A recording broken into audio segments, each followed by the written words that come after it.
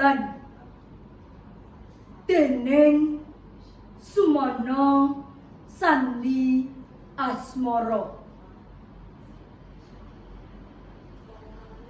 Tutur rembulan sing sikar kena jemparing nalika Permati dolanan Pasopati.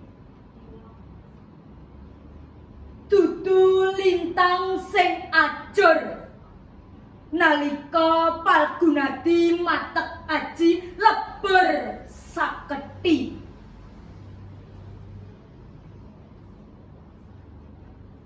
Lintang lan rembulan tetep benteong gandulan langit.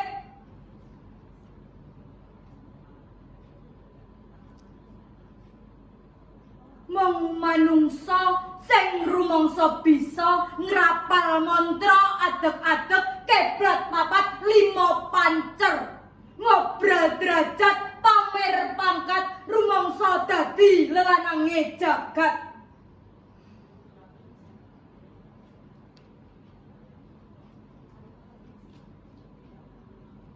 Dudu rembulan sing sikar kena jemparing nalika Permati dolanan Pasopati.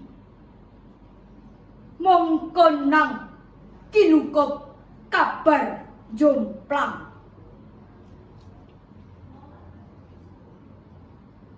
Gurit saupama dening Sumono Sandi Asmara.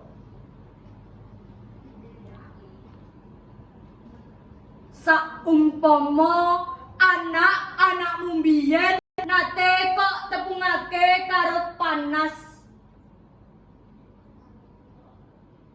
kira-kira bae saiki ora kidung srawung karo srengenge, jagongan karo geni, dolanan karo wowo.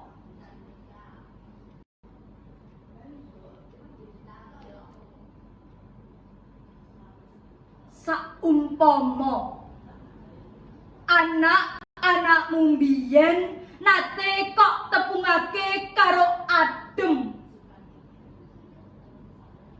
kira-kira bae saiki ora bingung kepiye carane kenalan karo udan, paseduluran karo samudra, memitran klawan banjir bandang.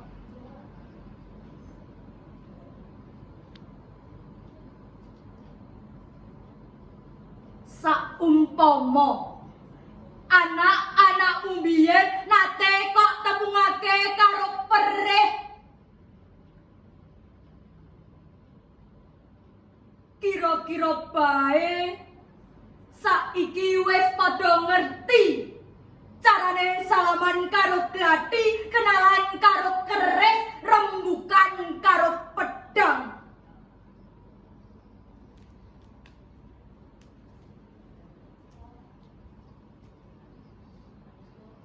Nanging emane bocah-bocah sing durung wareg ngrasakake uyah kuwi.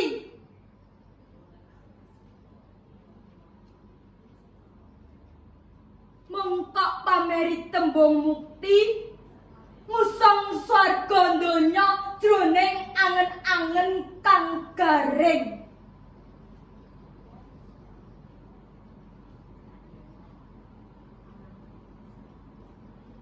Yen saiki anak-anakmu mung bisa ngrentengi impen-impen wengi,